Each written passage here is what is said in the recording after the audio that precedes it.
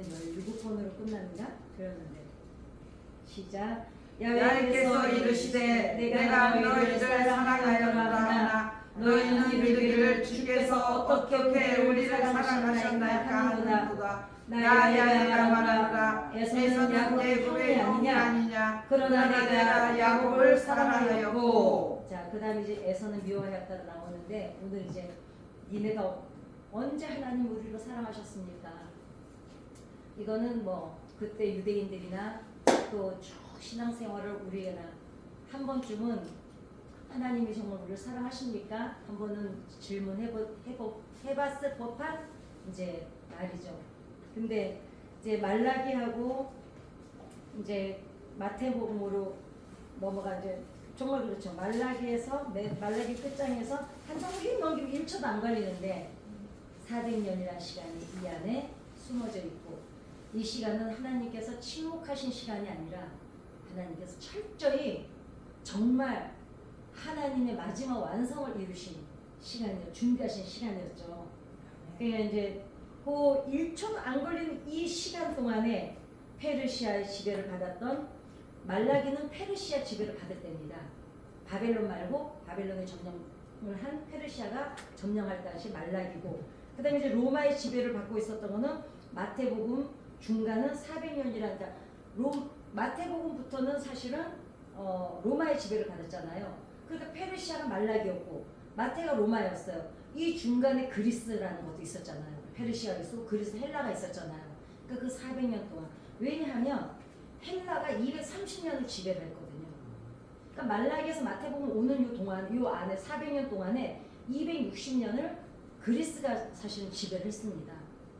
그리스에서 그 그리스가 지배할 때 많은 종파가 생겨났죠. 하스몬 왕조가 반란도 일으켰고 그 하스몬 왕조가 반란을 일으키면서 생겨난 게 사두개인 바리새인 에스네파가 생겨난 거죠. 그러니까 이제는 눈에 다 이제 들어오죠. 이제는 뭐 윤곽이 딱 잡히잖아요.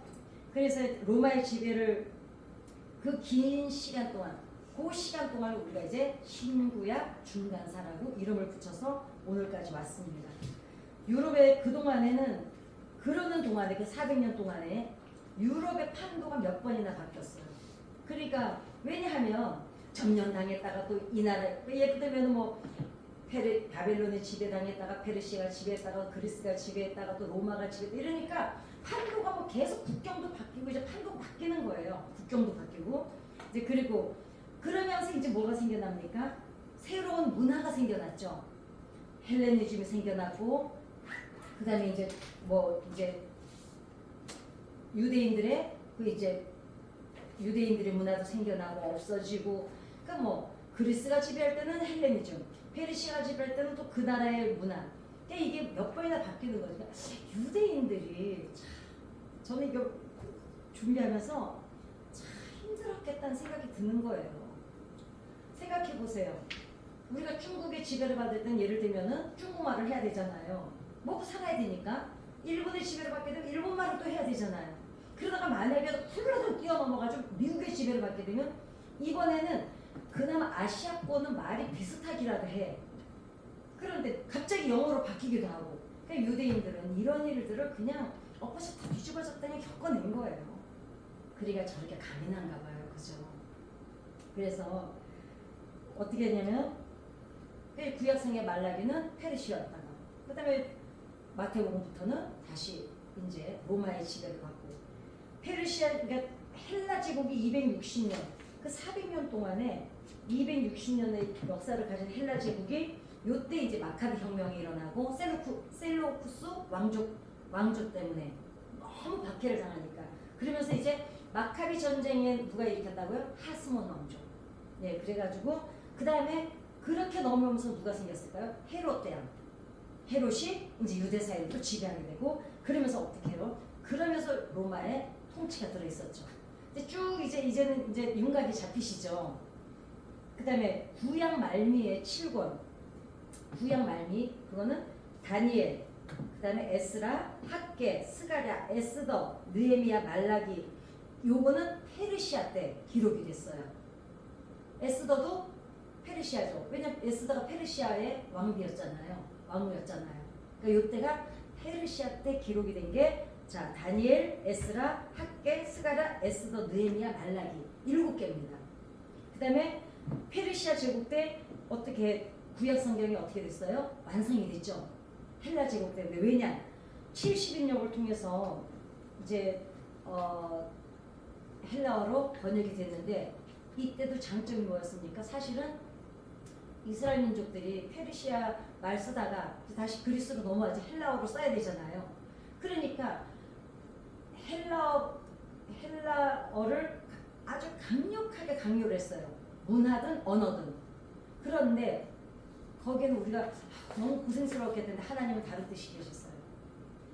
헬라 제국이 지배를 하고 있으면서 그렇게 헬라어를 강조를 하고 다른 언어를 못 쓰게 했기 때문에 구약 성경이 세계화가 된 거예요. 만약에 근데 니네는 이 말 써도 돼, 니네는 이 말 써도 돼 이러고서 헬라어로 만약에 구약 성경이 번역이 됐더라면 그냥 이 사람들은 아니 우리는 우리말 쓰니까 헬라어로 번역된 성경 안 볼 수도 있잖아요. 근데 워낙에 강력한 통치로 헬라어를 다 사용하게 하니까 헬라어로 성경이 번역이 되니까 헬라어를 사용할 수밖에 없었던 거죠. 그러니까 어떻게 돼요? 오히려 성경이 세계의 모든 사람들이 볼 수 있는 성경이 된 겁니다. 그러니까 이제 3대 분파는 그때 생겼고 근데 그러면서 뭐가 또 어떤 민족이 우리 성경에 나오는 민족이 하나 생겨났죠. 사마리아인. 예. 굳이 없어도 됐었던 사마리아인이 생겨난 거는 우리가 이제 그게는 섞인 민족이잖아요. 근데 그전에는 유대인들이 거기에 남아있는 유대인들이 저기 뭐지 다른 나라 사람들하고 섞여서 생긴 사마리아인 줄 알았는데 그게 아니라 다른 족구들 이 나라를 싫어하는 나라들 다 데려다 놔서 혼합 정책을 펼친 게 이제 섞인 민족이야. 그러니까 유대인들이 섞인 게 아니라 뭐 일본에 있었죠. 왜냐면 우리가 왜 이렇게 살다 보면 일본 우리 일제치하에 살 때 또 어쩔 수 없이 일본도 유학 가 있으면서 사랑에 빠져서 일본 여자랑 결혼해서 아기도 낳고 이랬잖아요. 근데 그때는 막 집안에서 안 받아들였었지. 옛날에 우리나라는 이제 그러니까 여기도 이제 그렇게 일본은 있겠으나 원칙은 혼혈 전칙에 그 혼혈이 아니라 섞이게 다른 나라들을 다 데려와서 섞여서 살게 하는 게 혼혈 정책이라는 거. 우리는 근데 그동안 조금 그렇게 알고 있었죠. 유대인들이 다른 민족하고 섞여서 애를 낳은 걸로 혼혈 정책으로 알았는데 그게 아니었습니다. 그 다음에 바벨론 포로로 가 있으면서 거기에 살면서 생각해 보세요. 지금 일제치하에서 우리가 일본말을 살고 있는데 갑자기 미국이 일본을 점령한 거예요. 바벨론의 점령을 받고 있어서 포로로 70년을 살아서 바벨론에 완전히 익숙해졌어요. 유대인들이. 근데 어느 날 아침 보니까 페르시아가 점령을 해버렸네요. 그러니까 바벨론에 익숙해서 살던 사람들 이 유대 민족들이 어때요? 이제는 페르시아의 법을 또 따라야 되는 거야. 그러니 하루아침에 나라가 없다 보니까 자기 주권이 없는 거예요. 주권이. 그러면서 어떻게 됩니까? 그때 이제 예루살렘으로 또 오늘 총정리니까 귀환을 명령받죠. 받는데 이제 귀환을 하는데 그 70년 동안 자리를 잡아서 거기서 이제 경제적인 자리를 잡았던 사람들은 안 돌아오죠. 그 중에 누가 있을까요? 에스더랑 모르드게도 있습니다. 그런데 사실은 포로였지만 어찌 보면 모르드게 같은 경우는 지금으로 치면 청와대 근무를 하고 있었어요. 생각해 보세요. 아니 노예로 끌려와서 청와대까지 진출해서 근무를 하게 공무원이 됐는데 지금 그 삭막한 황폐해져 있고 뭐 집 하나 제대로 남아있는 게 없는데 그리로 돌아가려고 하겠어요?